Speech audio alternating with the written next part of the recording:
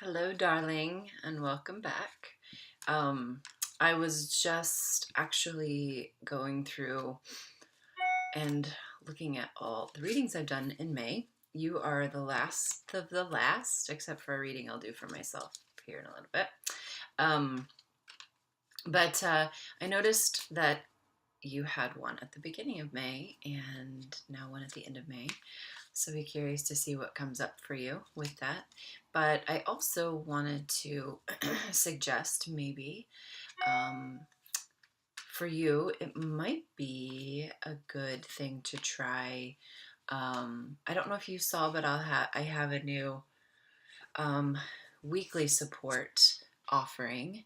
And for my members, it's valued at $100 for the month, but for my members, um, i.e., my special customers, it's $80 for the month, and you get a weekly, about 20 to 25-minute reading. So, and then be on the same day every week. So it'd be something that would come consistently and could be a really good like pulse check for where you are. Um, these these cards keep jumping. They are hot, hot, hot, hot. I was gonna say hot for you, but it's a little dirty. Anyway, I wanted to mention that to you because I know that you are getting your readings fairly regularly now, and that might be a way to just add, like I said, a pulse check to your week. And it's going to be a very similar format, so it'll still have, I believe, we'll see what Spirit says, but like suggestions, reading suggestions, meditation suggestions, things like that.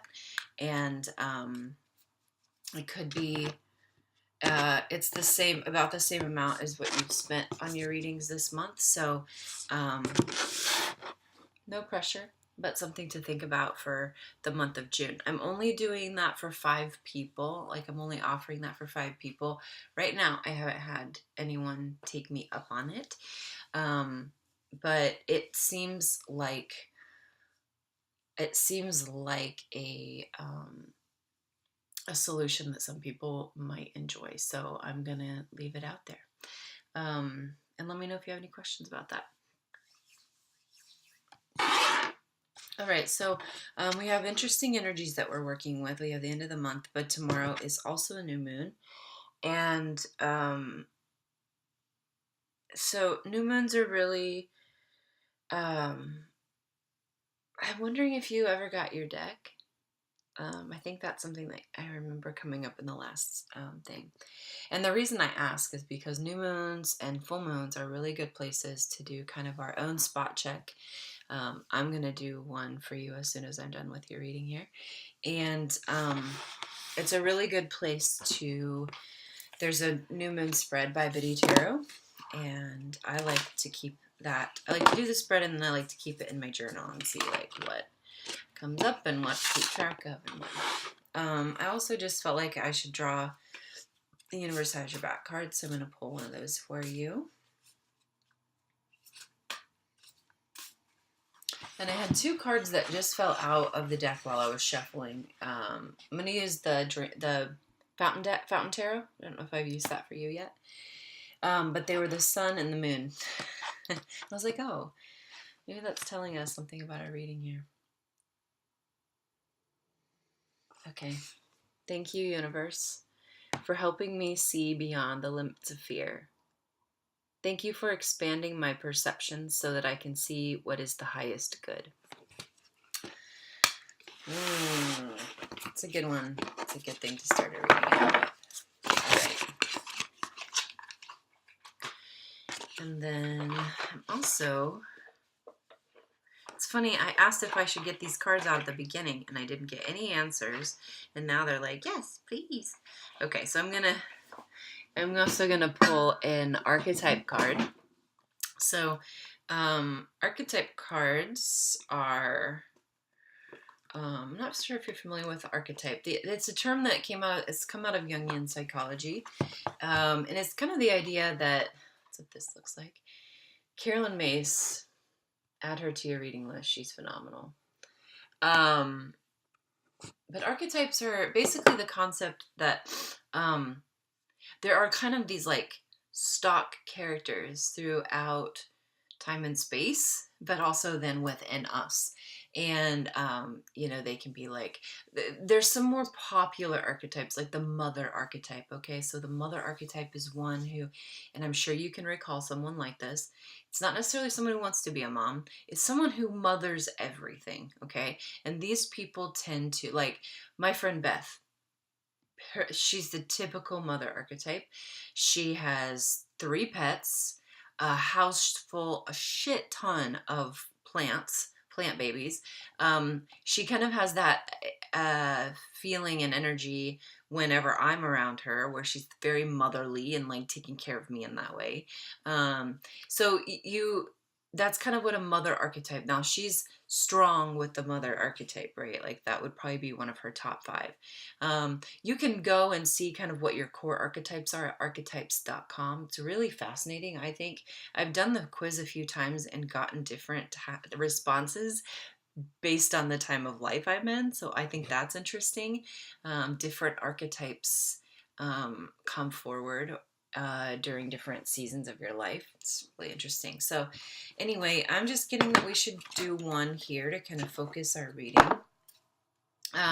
What I really like about these cards and what I like about the Carolyn Mace's perspective on archetypes is that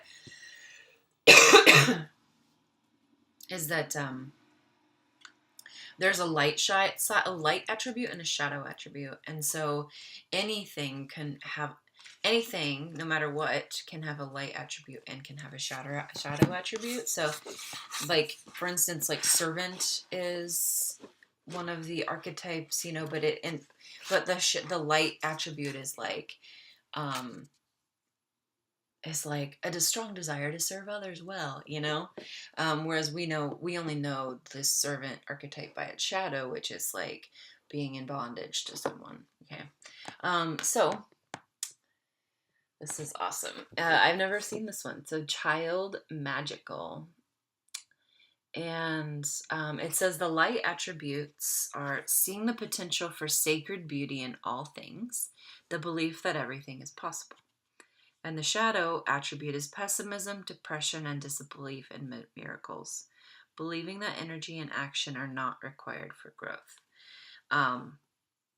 So I think the reason that this is something that needs to be brought to your attention is that this is something within you that either helps explain, say, the pessimism, depression, or disbelief, or helps you to understand that you really do have this potential for seeing sacred beauty in all things.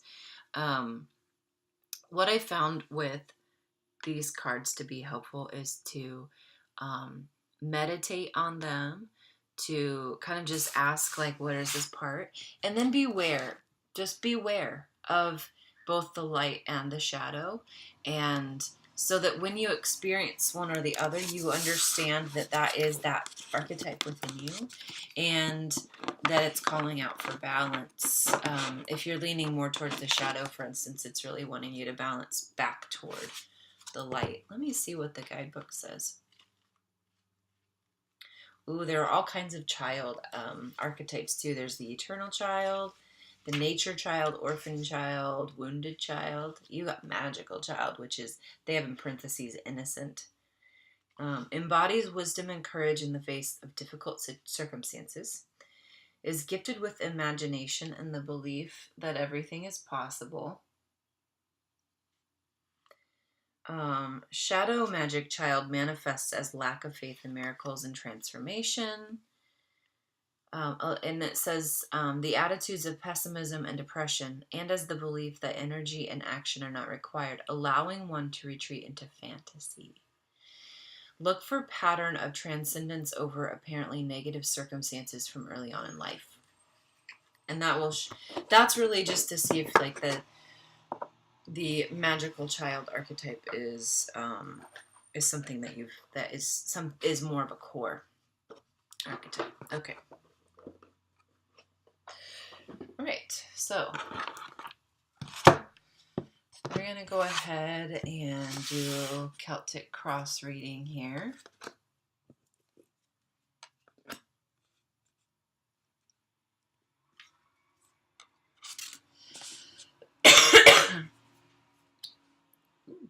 Interesting.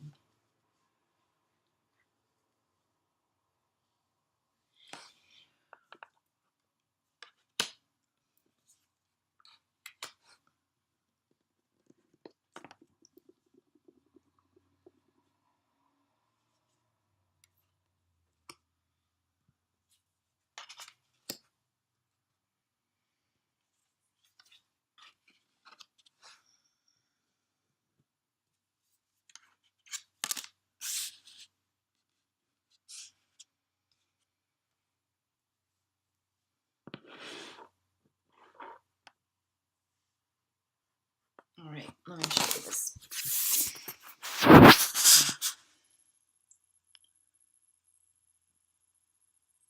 All right. Okay. So,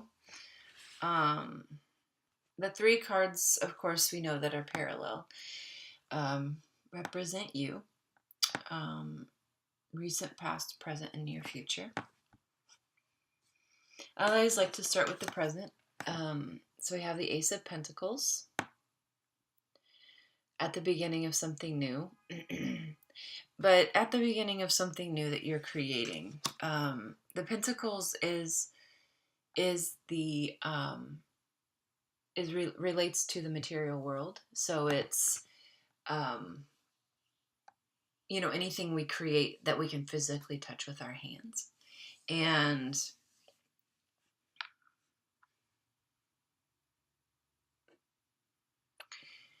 there is very much the sense of new beginnings, which also is interesting because the near future is the Fool, and so there is kind of this I'm gonna say juvenile, but juvenile energy, and by that just simply I mean it's the way that new things tend to go, where there's a lot of this like gung-ho excitement and wanting to really like bulldoze forward, and yet it's one of those where 6 months down the road you'll look back and realize, wow, I really knew nothing. And it's usually how new ventures start, which is that we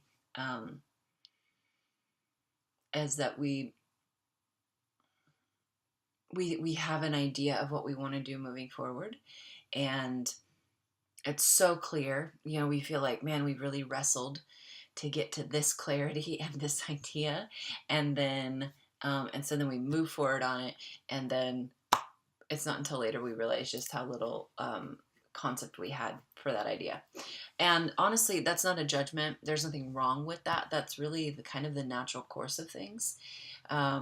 So with the near future being the Fool, I think it's more just a reminder that beginnings do have kind of that duplicity, that dualistic nature of really being confident about what we're moving forward toward, and yet not having any idea what that looks like. And mistakes are bound to happen.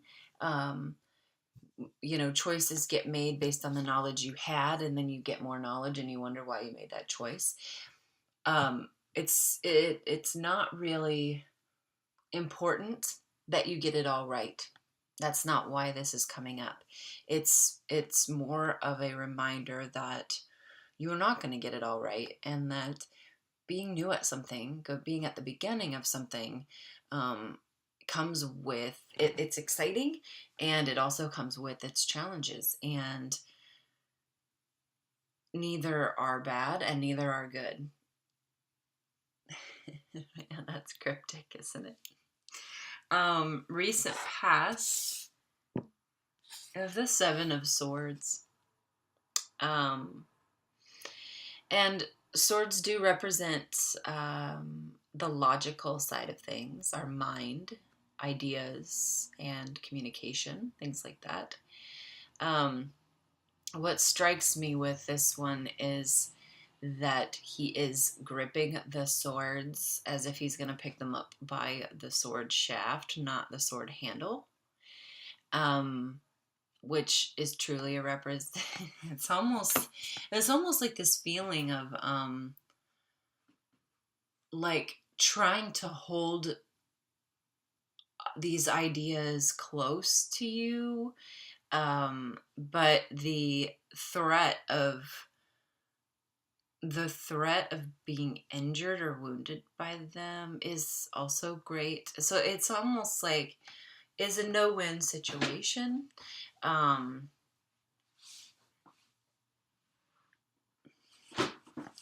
and it feels very dark. Like it's a dark card compared to the other two, right? Like let's look at these side by side. Like just look how dark that is compared to the present and near future.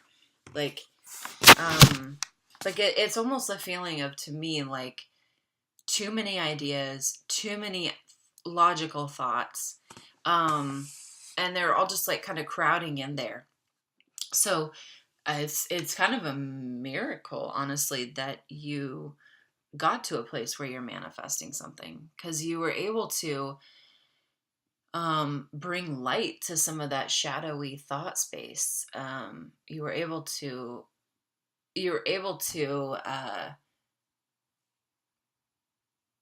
allow one idea to come forward. This is actually very positive. Um, you were able to allow an idea to come forward and be birthed, and I think that's really powerful. Um, Overlaying the three is the. I'm now thinking he's the Emperor of Coins, Emperor of Pentacles. Um,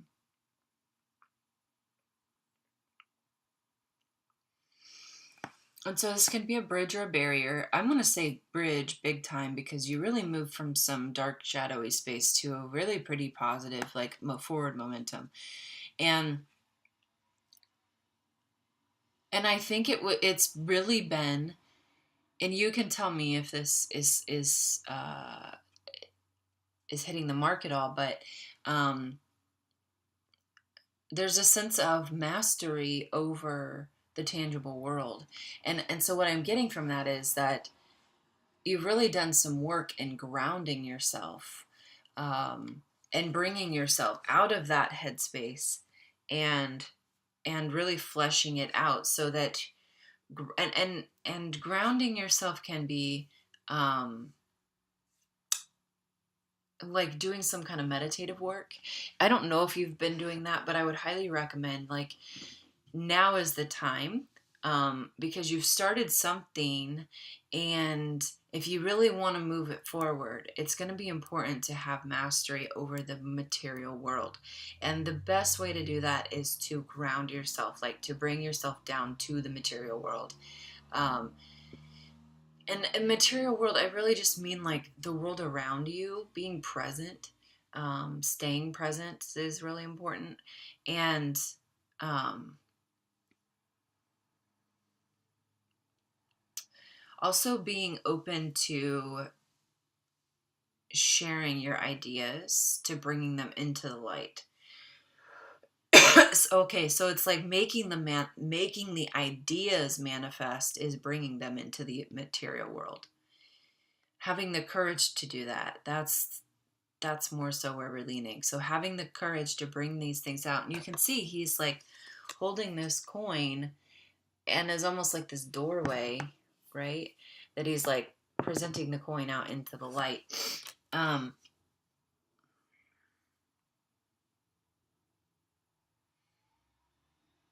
and so that's what you're going to need to do to continue move forward momentum, is to begin whatever that thing is that you've settled on you want to create, is to begin putting it out into the light, and trusting the process. In your hopes category, we have the Four of Swords. Still more swords. Your hope here at this time is that you're going to be able to transcend the logic. have a feeling that really resonates with you, like being lost in your head. And the deeper hope is that, like, I'm going to be able to move beyond what is in my head and actually put some pen to paper. That's my deepest hope, is that I'm going to be able to get out of this kind of shadowy space. And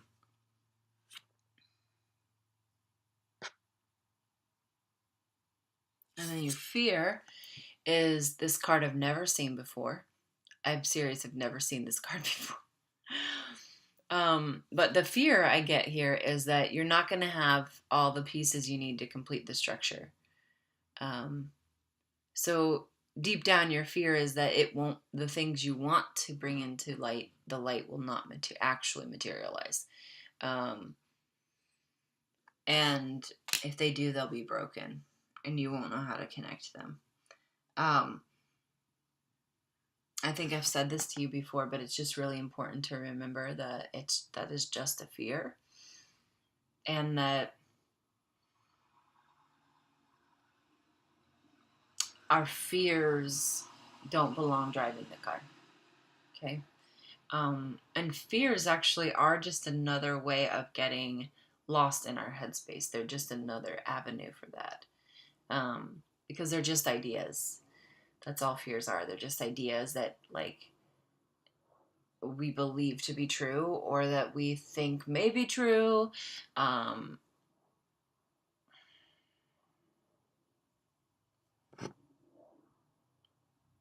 they have no real control over our lives. Okay, so here's an interesting thing I'm just realizing. It's like the card that was the barrier. I want to show you this. Like, the colors are really fascinating to me. So, do you see how? I don't hold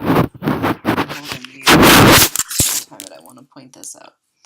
So, do you see how dark and shadowy this side is? With this being the recent past, and then this being your fear.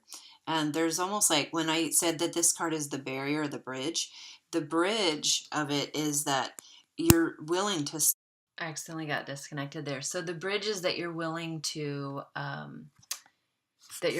step out of the shadow and really begin to present your creation to the light, and it's this idea that that the light is where forward momentum happens.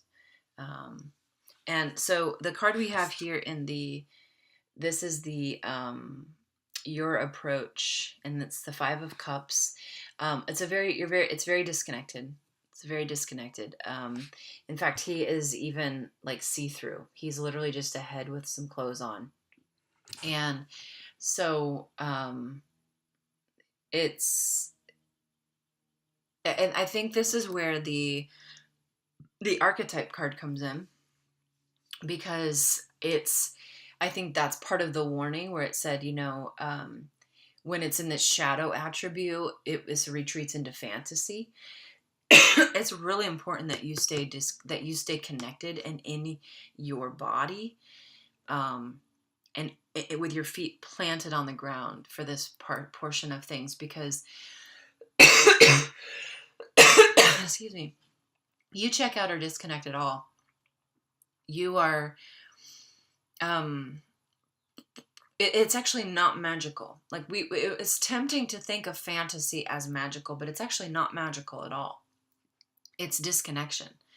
And unfortunately, when you go there, because it's a fairy tale world, you don't get to come back and then have what you dreamed of be before you. And the invitation is to manifest something in the physical world. That's where you're moving toward. So if you retreat, if you go into fantasy, if you go into daydream world, you're going to be sorely disappointed when you come back to the real world and it's not as you had imagined. Whereas if you stay connected, and if you really do the work to ground yourself, stay in your body, stay connected, you're going to your fairy tale world is actually going to start to manifest in real life.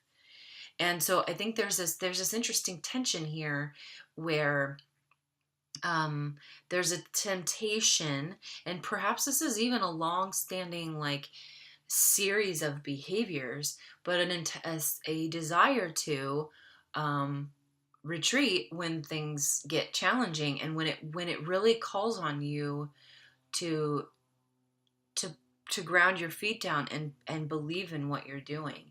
And here's the thing, your idea baby needs you. It needs all of you, and it needs you to stay present and stay focused and help it understand how to become flesh in the material world.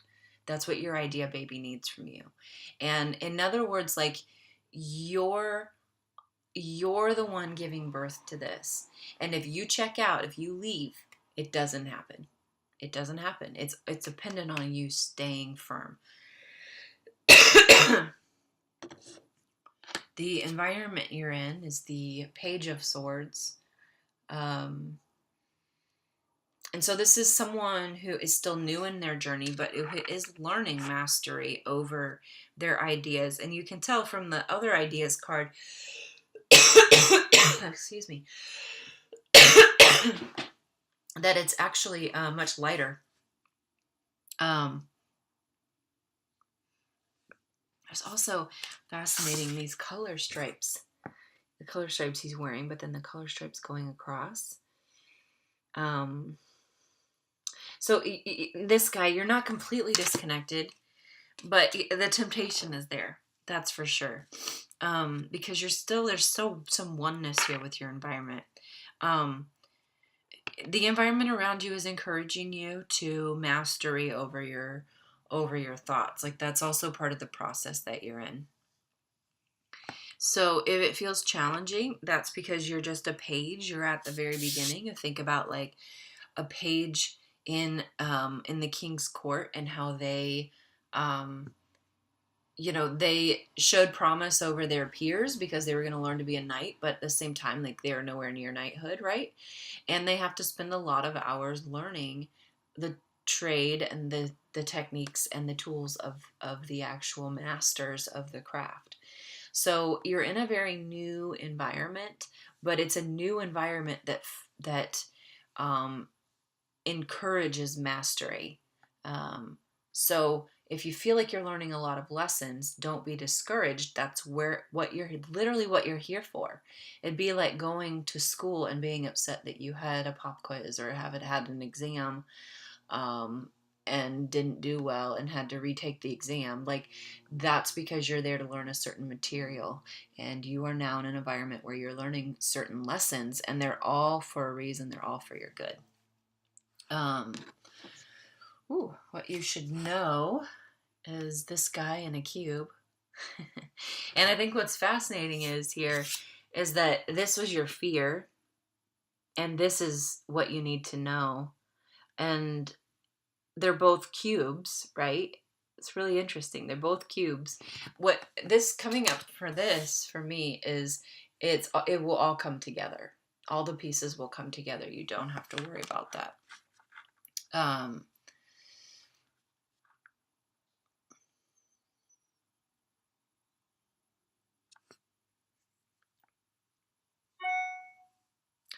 And the resolution, at least for here, is the Two of Cups. And I'm going to draw another card as well, but I want to talk about this one first. So moving toward a resolution where there is a little bit more connection. The pieces of you at least are staying connected to one another. And I find it fascinating that these are feminine characteristics, which I've always gotten that they're both women, but I suppose this could be a male as well. So there is a very much a balance of the energies here. Whereas your approach down here was very masculine and very disconnected. So I think that, but the hope to take away from this is that if you can really work on grounding yourself and staying present to yourself and to what you're creating, you're moving toward good things. Like, the universe and the environment around you is wrapping around you and and providing the support that you're needing.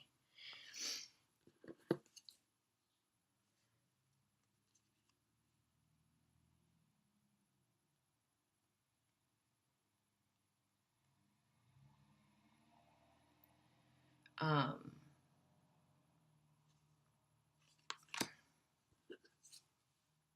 uh Let me just see. I just want to see. No. Okay.